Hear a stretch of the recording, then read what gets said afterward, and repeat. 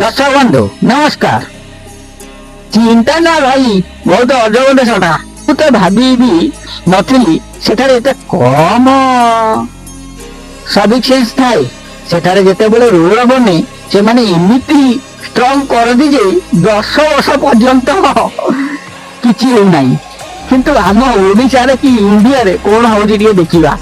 Design ଏମିତି ଦେଖିଲେ ଲୋକେ ଚମକି ଯିବେ। କୋଉଠି? ଚୀନରେ। କିନ୍ତୁ ସେମାନେ ଏକ ବେସିକ ଜିନିଷ ଭୁଲିଗଲେ, ରୋଡ ବନାଇବା। ରୋଡ କେମିତି ବନାଯାଏ ଜାଣିଛ?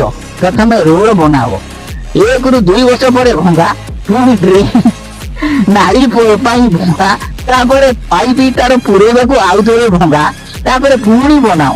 ଏହାକୁ କୁହାଯାଏ ରିଅଲ ଡେଭଲପମେଣ୍ଟ। ଚୀନ ଲୋକେ କଣ କରୁଥିଲେ କିଛି ଶିଖ ଆମଠୁ। ରୋଡ ସହିତ ଡ୍ରେନେଜ, ଚାନେଲ ଆଉ ଫୁଟପାଥ ସବୁ ଏକା ସଙ୍ଗେ ବନେଇ ଦେଉଛ। ଏଭଳି କରିଲେ ପଇସା କେମିତି କମେଇବ? ଆମ ନେତା ମନ୍ତ୍ରୀ ଆଉ କଣ୍ଟ୍ରାକ୍ଟର ମାନେ। ଆଉ ଗୋଟେ ମଜା କଥା, ଫୁଟପାଥ ସେଠାରେ ଲୋକେ ଚଳିବା ପାଇଁ ବ୍ୟବହାର କରନ୍ତି।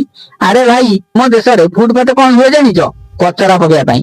ଆଉ ବୋଲ ଯୁବା କେଶରୀ କହିବା ପାଇଁ, ପାନ ଖାଇ ଛିପ ପକେଇବା ପାଇଁ। ଆଉ ଡ୍ରାଇଭିଂ ଷ୍ଟାଇଲ ଦେଖ, ସେମାନେ ଶାନ୍ତିରେ ଲେନ ଭିତରେ ଗାଡି ଚଳାନ୍ତି କିନ୍ତୁ ହର୍ନ ମାରନ୍ତି ନାହିଁ।